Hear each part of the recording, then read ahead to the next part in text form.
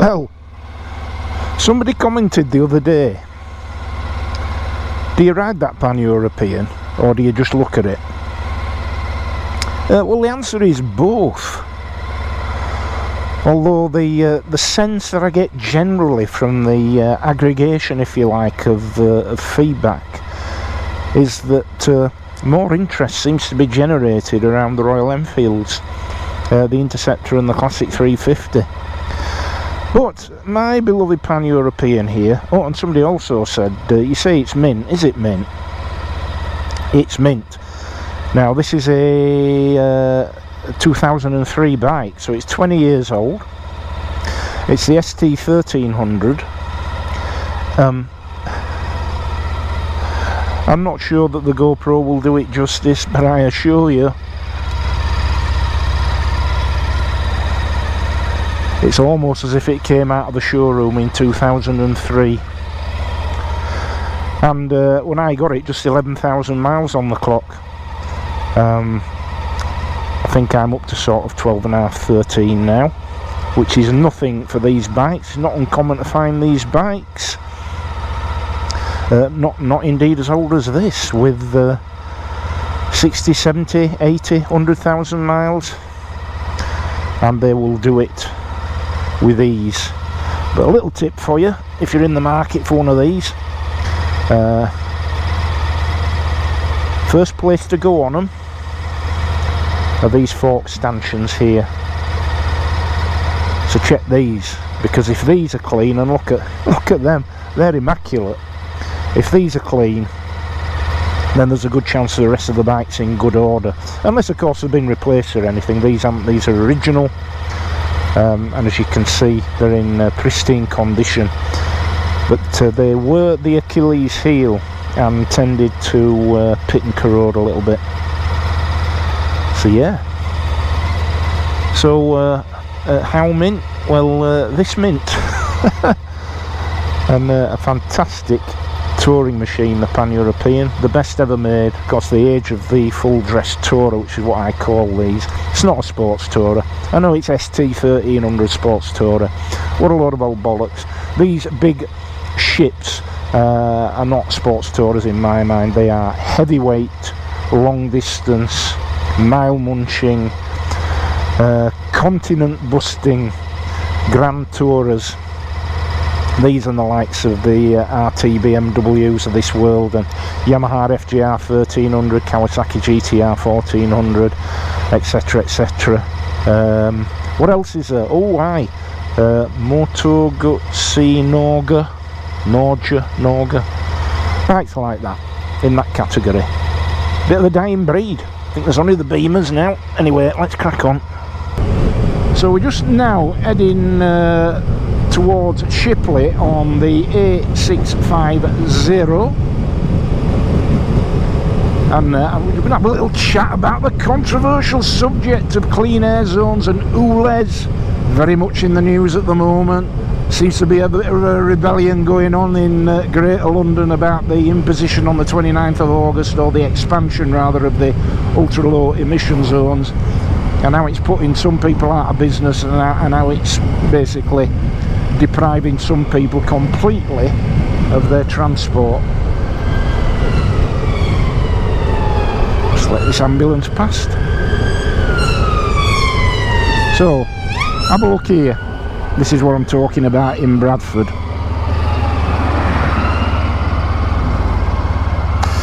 This is Bradford Council. We're just in Shipley, but it's covered by Bradford Council around here.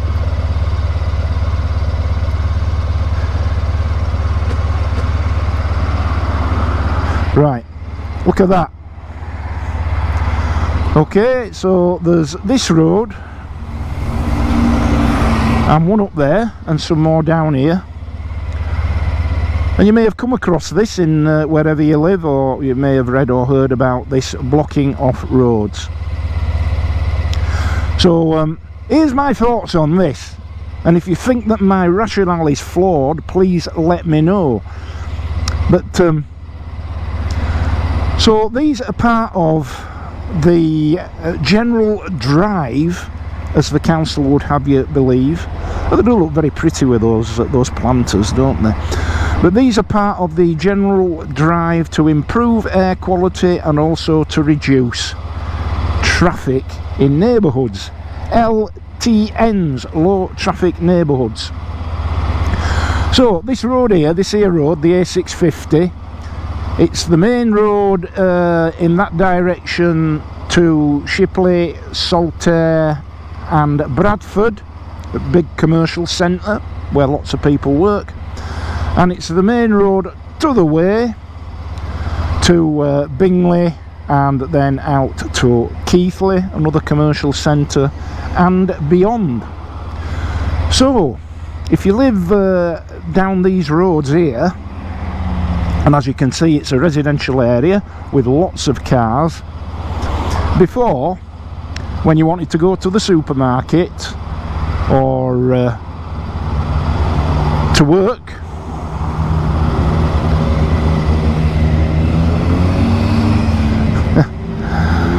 or go about your business, or go visit somebody at hospital, or all of those things,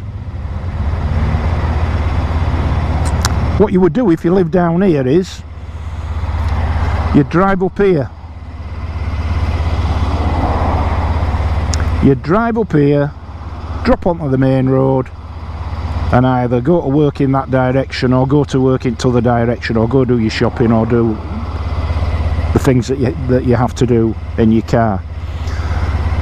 But now, instead of being able to do that, these cars have to meander their way through a network of back streets around these parts.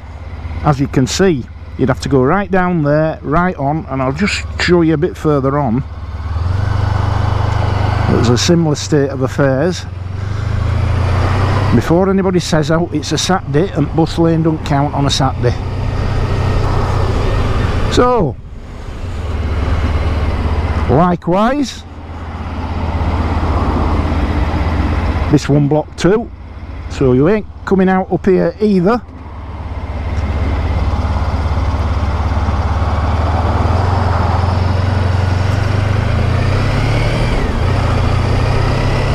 And lo and behold, being tended there, same sketch, so you're not coming out there either.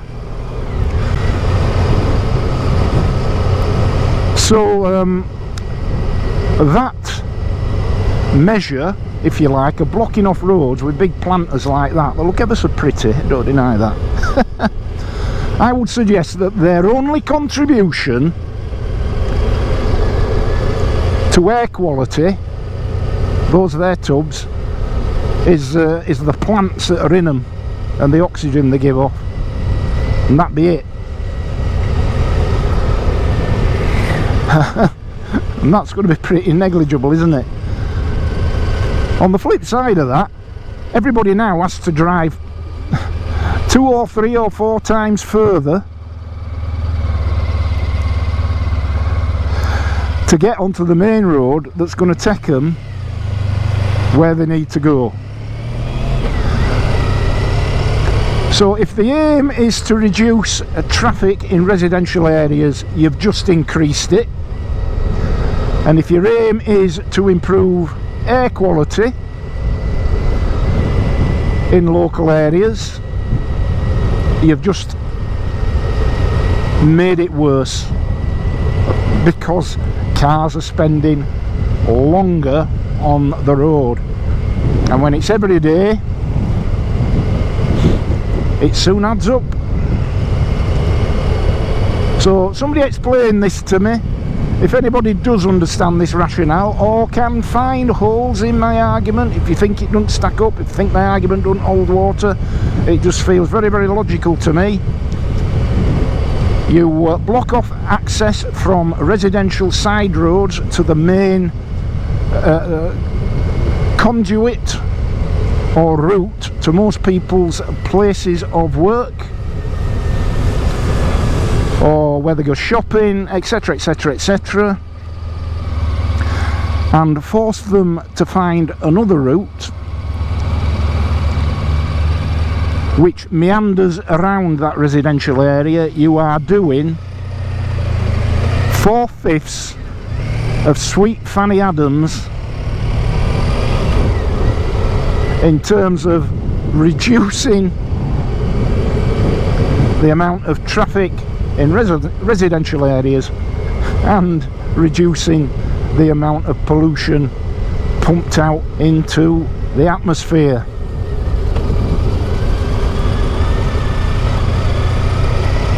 It's bonkers. Somebody explain it to me. Maybe I'm thick.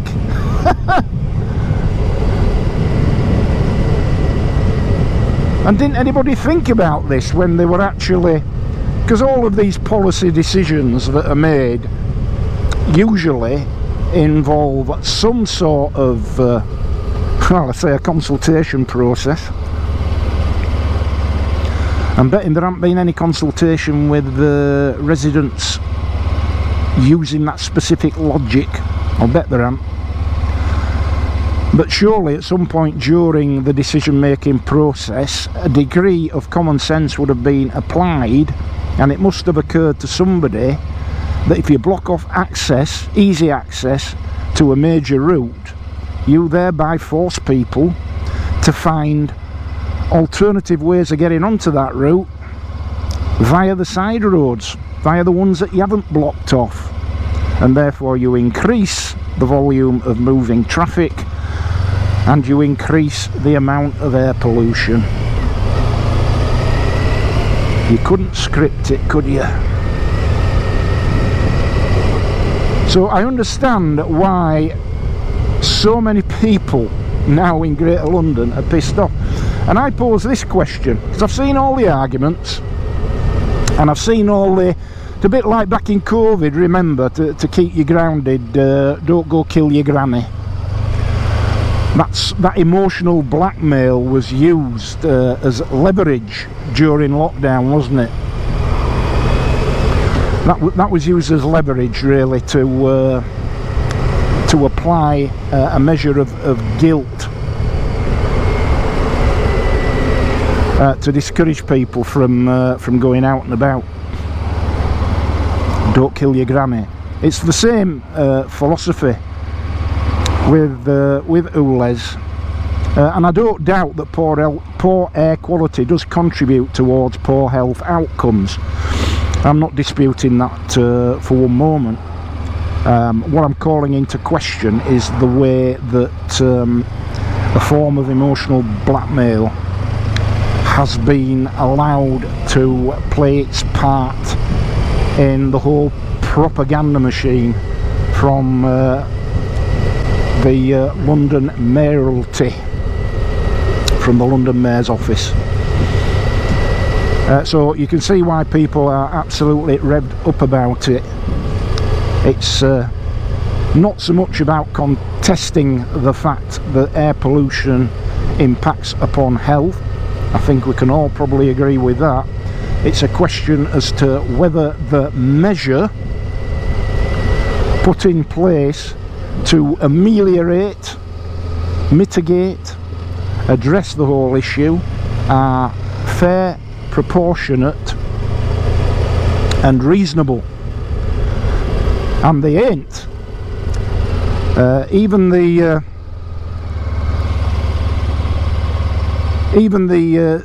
scientists commissioned by the London Mayor's office to assess the likely benefits of expanding the Ulez zone reported that the result would be negligible impact on public health. Negligible. Flip side of the coin,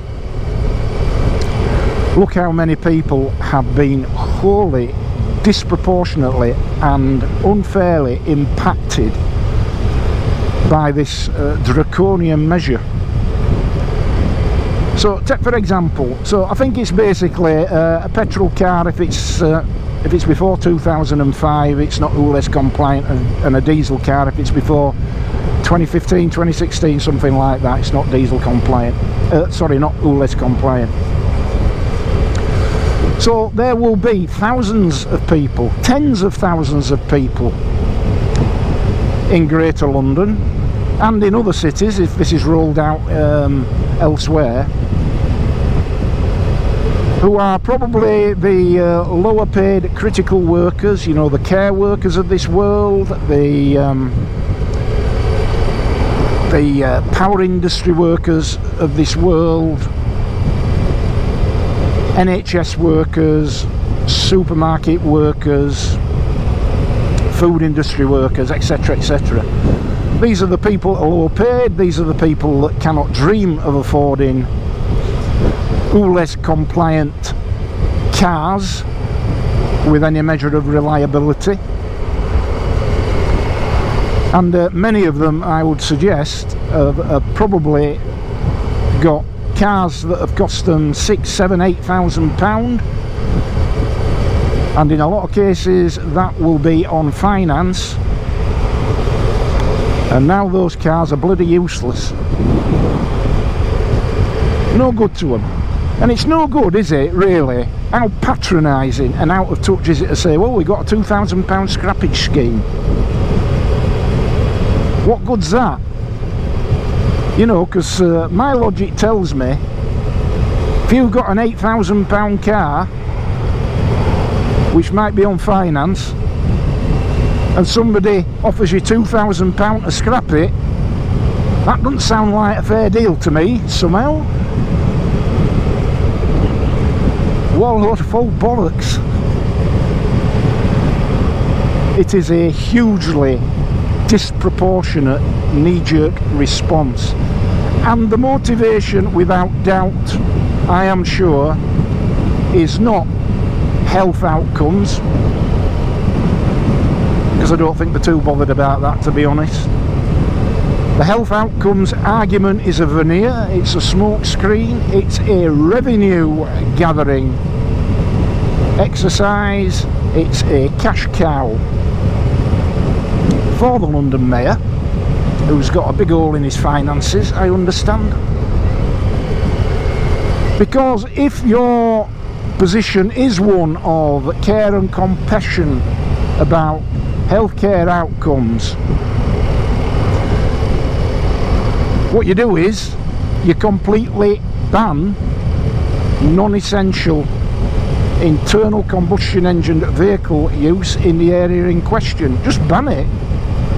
You know, if it's that important towards the health of communities, just ban it. But no, £12.50 a day, you see, £12.50 a day for an ordinary car. So it is quite apparent that that their position, the authorities' position, indignantly claiming that it's all about healthcare, is a position which can be bought. It can be bought for £12.50 a day, no less.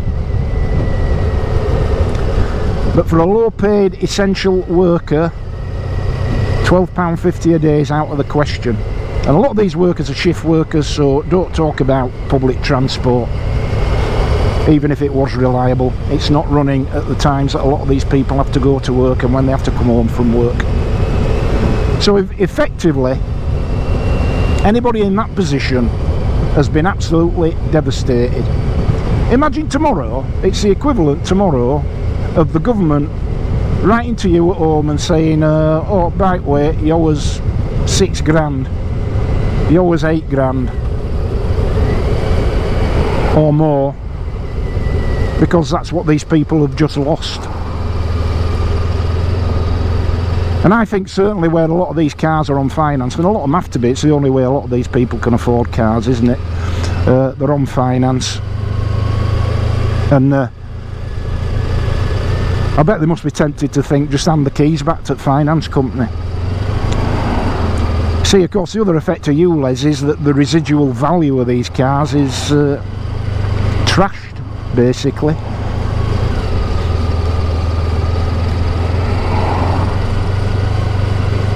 And I predict it won't see the year out, Ulez. Not in its current form anyway. I can't see it because it is so grossly unfair. And when things are so palpably unfair, people take their own action, which they are doing. And there's no way I'm going to condone, support or encourage criminal behaviour.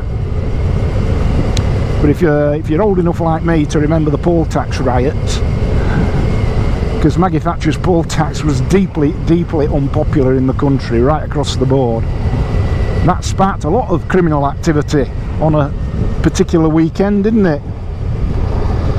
And that couldn't be condoned either. But it stopped the poll tax in its tracks. So I suspect that's what will happen at the end of the day. But I mean, what a bloody unfair way to go about addressing a problem. Effectively saying, if you've got plenty of money, you're fine, because you can get an Ulez compliant car. But if you haven't, well, tough. Because effectively you've lost your independent transport. It's gone. And if that costs you 6, 7, 8 grand, and it's on finance, tough. You've lost a load of money, and you might be left paying £200 a month for the next 3, 4, 5 years for nothing, for absolutely nothing. And a £2,000 scrappage scheme isn't going to make any sort of dent in that for those people whatsoever. So those are my thoughts. You might think it's a little bit political. It's definitely got to do with motorcycling, hasn't it? Because we are all about recreational vehicle use, us motorcyclists. That's what we do. And if this sort of scheme is extended elsewhere, then we stand to have our therapy, our love, our passion, our reason for getting up in the morning sometimes taken away from us. And it's no good saying, well, these beautiful rural areas that we ride through, like the ones that you've seen me riding through in the Yorkshire Dales and places like that, it's no good saying, well, there'll never be Ulez in them places. Well, there don't need to be. All there needs to be is an Ulez or a CAS, an ultra low emission zone, or a clean air zone. There only has to be one of them that finds itself into the area where you live, where your motorcycle or car is located, and then you're not going to be able to get to these beautiful areas without paying the charge. And of course, if you don't pay the charge, you get massive fines, and they increase exponentially thereafter.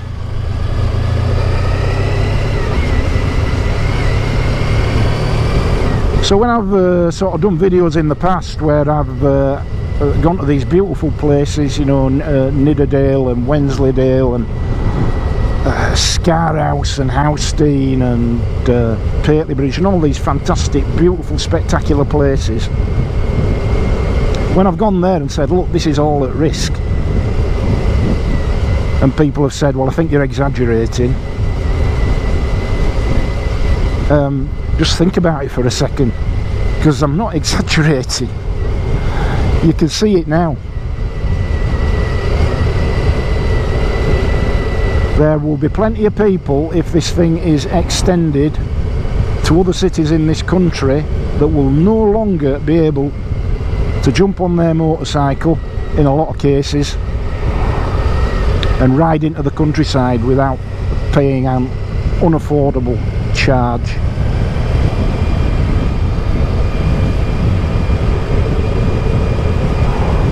And it's the wrong way to approach a problem which we may or may not agree exists, but either way it's the wrong way to approach that problem. Right, I'll just park that there and let's go find a nice beautiful spot.